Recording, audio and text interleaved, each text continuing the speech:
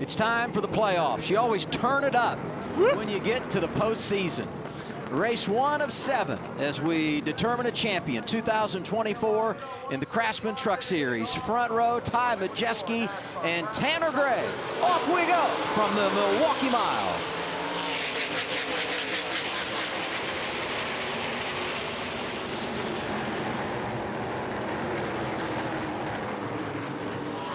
Great start there by Majeski and Christian Eckes. He drives around the outside of Gray. Tanner rolls up. Watch Sanchez trying to make that move on the bottom.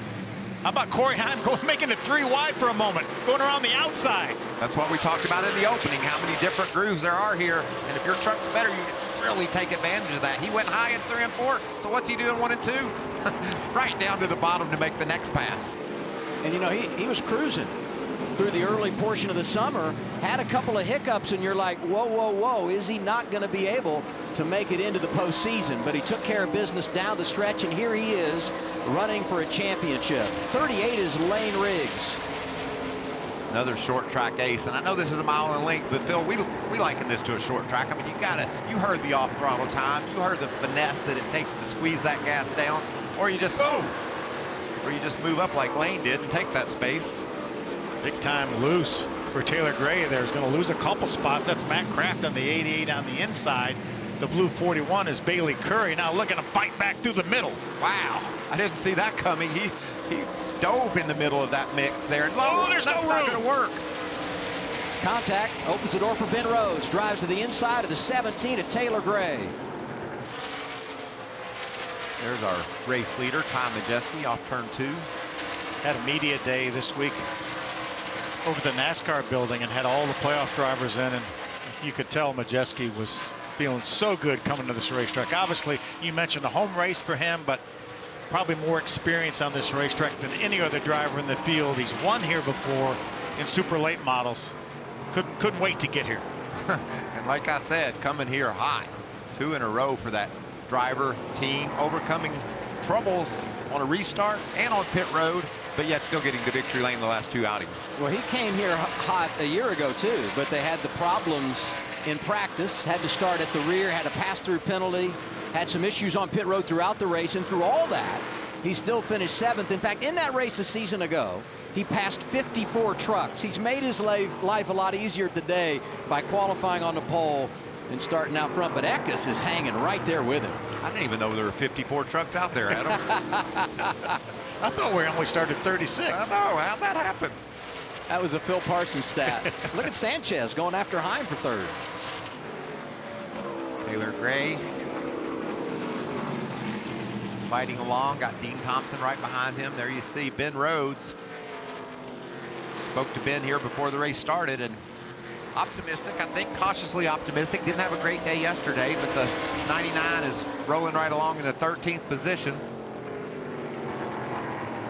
I would say on a day like today, that's where, and really, as you look at where they are entering the playoffs below the cut line, that's where championship experience really means something when you talk about Ben Rhodes.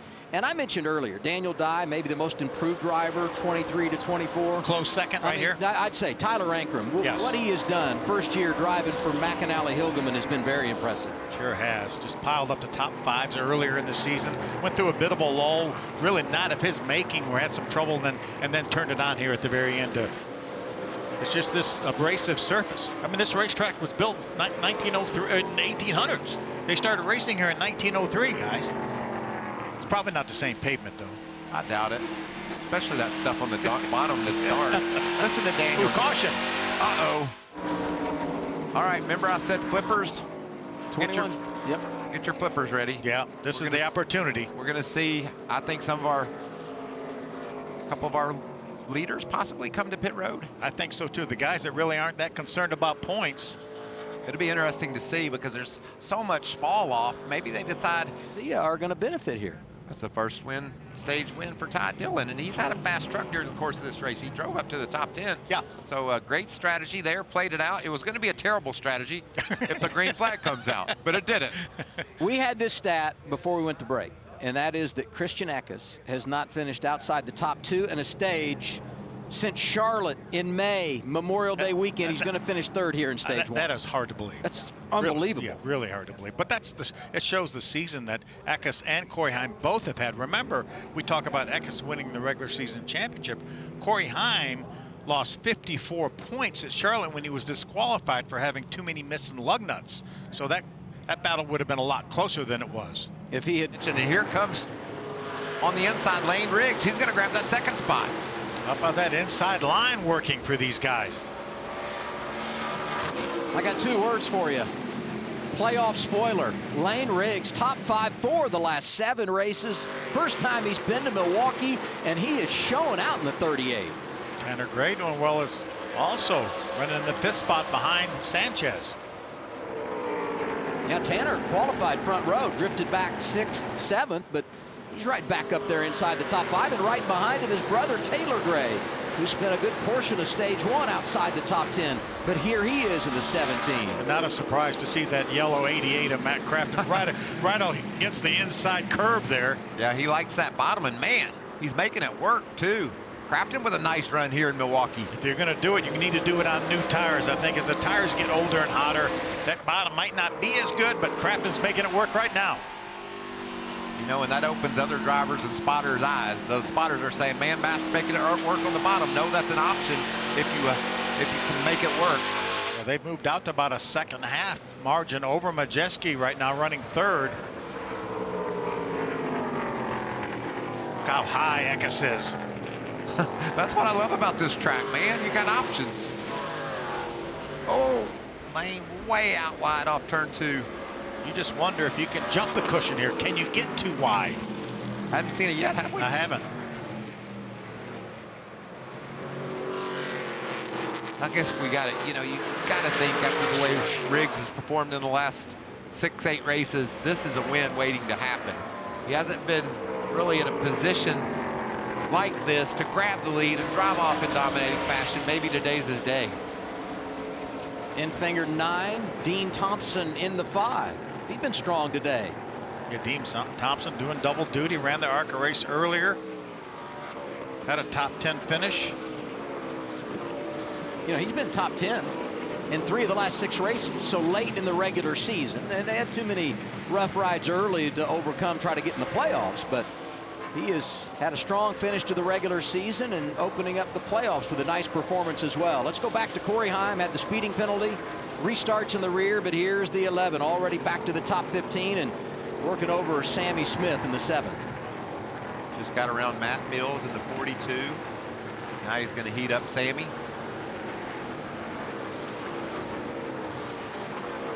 We'll keep it side by side as we go to break. Christian Eckes, the race leader, over Lane Riggs and Ty Majeski.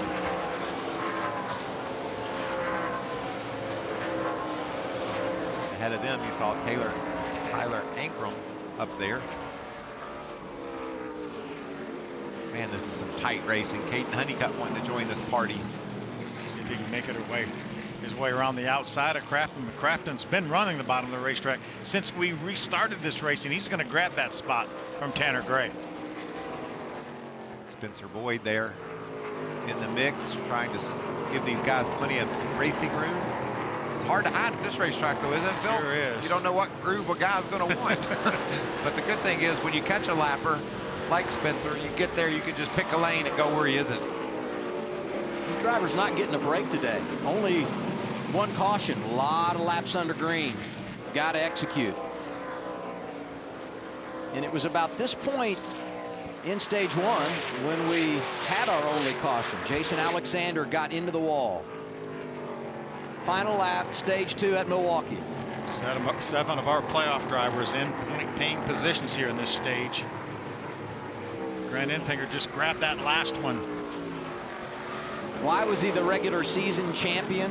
Because he's always at the front. For Christian Eckes, through turns 3 and 4, he's going to see that green and white checkered flag. He has won 6 of the last 10 stages, and he delivers in our second stint here at Milwaukee. Impressive run here for Eckes. Stage from Milwaukee. What a jump. Look at Majeski right on the tailgate of Eckes. He wants to grab that second spot from Riggs. If not first! If not first! Majeski to the inside. 98 jumps out front on the restart. And Lane Riggs is going to try to follow suit. He's inside of Eckes in that 19. Taylor Gray getting aggressive. How about the effort for Corey Heim on pit road? He's back in the top 5 after the penalty. Gained 5 spots on pit road and about 5 more. It looked like getting into turn 1. He went way high and made a move there. Great run for Heim. Matt Mills had a problem, saw him into the wall. He's able to keep it straight, and we remain green. Look, it's Lane Riggs going to try to go for the lead on Majeski.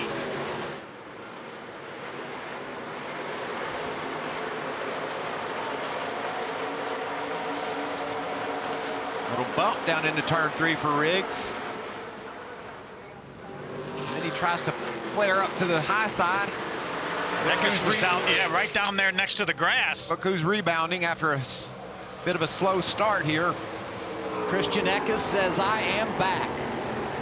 From first to third on the restart, but knocking on the door of that runner-up position again. And Corey Heim says, I am back as well. Knows how to run these short tracks.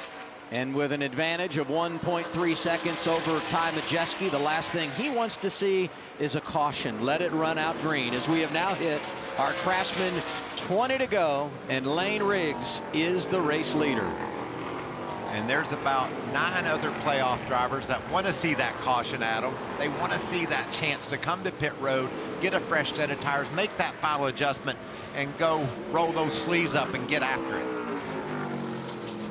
21 trucks on the lead lap. 4 different leaders in this race today. Mentioned downstairs a minute ago, Christian Eckes has led the most at 71. Ty Majeski's led 45 laps from the pole. Riggs out front now has been in charge of the field for 34 laps.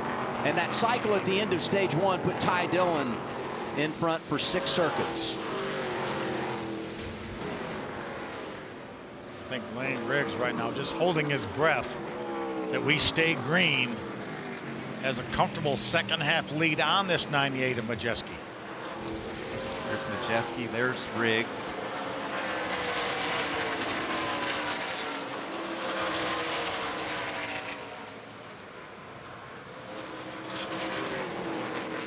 Coming off of turn 4, and he'll see the white flag this time around. Next flag would end the race.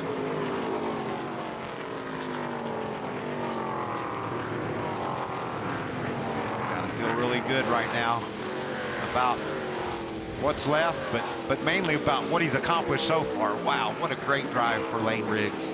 First race of the postseason in 2024. And we're going to have a playoff spoiler. Here he comes. Off of turn 4, Lane Riggs, a winner for the first time in his career. He gets it done at Milwaukee.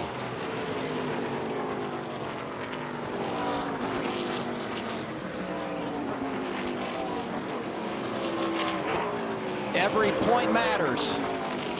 Corey Heim holds off Daniel Dye for 7th. Hi, I'm Parker Kligerman. For more access like this from Pit Road, be sure to click and subscribe to the Motorsports on NBC YouTube channel.